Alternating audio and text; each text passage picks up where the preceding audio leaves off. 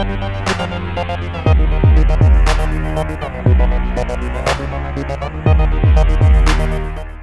got another great heavyweight fight coming up. Unfortunately, it's not Chisora that's fighting Fury. We've got Ustinov coming to fight Chisora. What kind of challenges do you think that presents to Fury in this fight? Sorry, not Chisora. A completely different challenge to Derek Chisora, you know, and all credit to Tyson Fury, because Derek Chisora is 6'2", you know, comes in low, throwing left hooks to the body right over the top. This guy's 6'7.5", 6'8", and a completely different, you know, he's orthodox like Del. That's the only thing they've got in common.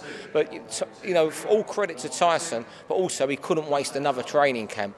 That'd be, if he didn't fight this weekend, it'd be 3 training camps in about 11 months he's wasted. And training camps take a lot out of fighters. Do you think... Yeah, very similar. You know, he's now got a complete, whatever his game plan was or whatever, he's now got to completely change his attitude because he's got a completely different opponent, a different approach.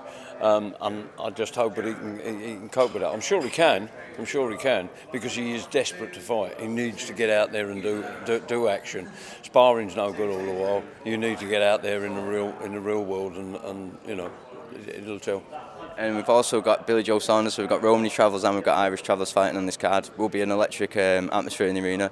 How do you think Billy Joe Saunders will do in this fight for the European title? Yeah, blood and money, the Italian's unbeaten, a good fighter. He had a very good win in Germany recently. I think it was Marcus Nadal. I'm not sure, that might have been Nadal, one of Sauerland's fighters he beat. It's a fantastic win. He's won on the road.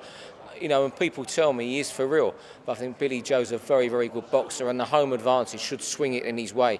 You know, there's a lot for Billy at stake, not just the European title, but, you know, he's highly ranked by all the governing bodies, and of course he wants to fight Chris Eubank Jr., which would be a mega fight for this country in the next 12 months.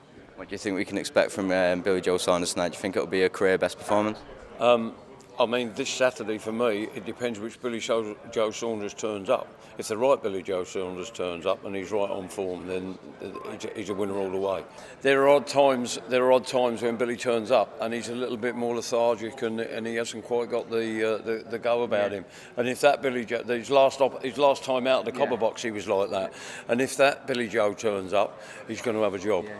He really is. As you said, there's some great nights. When he beat Spike O'Sullivan that night, I thought he was superb. He that was night. Absolutely brilliant. That was when he was flawless that night, and that looked like a okay. I'm not on the Spike isn't world class, but that was a fighter that night. Is what world class fighters do to good domestic fighters. Right. That put him at world class level, and it showed the world what he can do. Yeah. But unfortunately, his last outing, he was that little bit more lethargic and what have you. And I was a bit disappointed with his performance.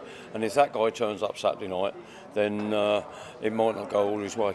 Is there any hidden gems on the undercard here that maybe people might be overlooking that you think that's going to be a fight or not? Liam Williams, Ronnie Heffron, fantastic fight. Williams is a really good fighter. Heffron's been matched really, really hard in his career, but you know, he comes through, even if a lot of people think he was lucky against John Fain. It's an eliminator for the British light middleweight title. It's a really, really good 50-50 fight. Anything that you think on there that's a special fight, or is it just the same? No, not really. I mean, it's a big card. It really is, and there's a lot of fights on there, and you've got a lot of title fights, and you know, it's going to be a great night's boxing for the boxing enthusiast. In actual fact, there's most probably too much for the boxing enthusiast, because I think Steve's like me.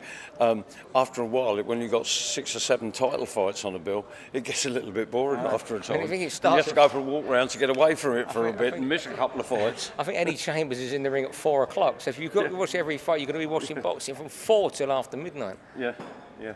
Well, yeah, no.